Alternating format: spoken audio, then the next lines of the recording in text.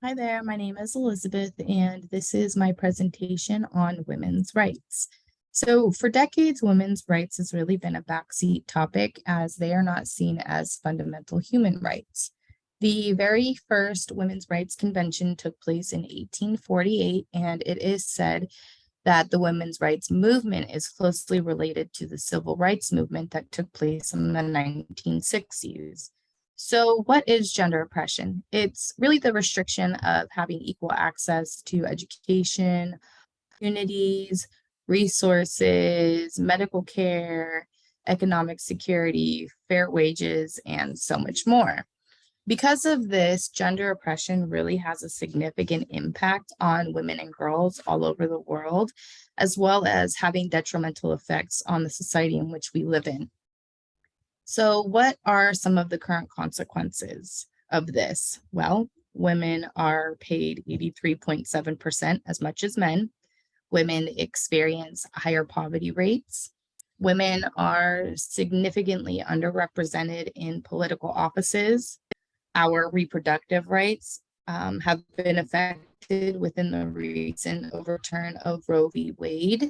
And the women's rights movement is really listed as 23 out of 116 countries around the world. Um, so, what is the impact and importance of women's rights and gender oppression? Well, while the United States and many other countries around the world have made great strides in seeking equality for all women, there's still so much work that needs to be done. Gender equality significantly impacts our world as it is essential for economic prosperity. In a poll that was done in August of 2001, it was determined that women make up 49.58% of the world's population. That's roughly 3.9 billion people. By identifying barriers, we can really focus on building bridges and filling in those gaps. And we can do this by empowering, enabling, and providing resources and opportunities for the women that are currently alive today and for women in the future. And and really by doing that, that's how we are really able to have social harmonization to be stabilized. And we can all work together in peace and prosperity. So some of the recommendations that I have in regards to the women's rights is really just using your voice. Talk about some of these inconsistencies, talk about gender oppression and how it affects women and men. Um, know what women's rights are. Do research, educate yourself, have conversations with people, talk to your friends and family, coworkers, employers, and various other organizations about gender inequality. Don't lose sight of what the main focus is and what you're fighting for, which is women's rights.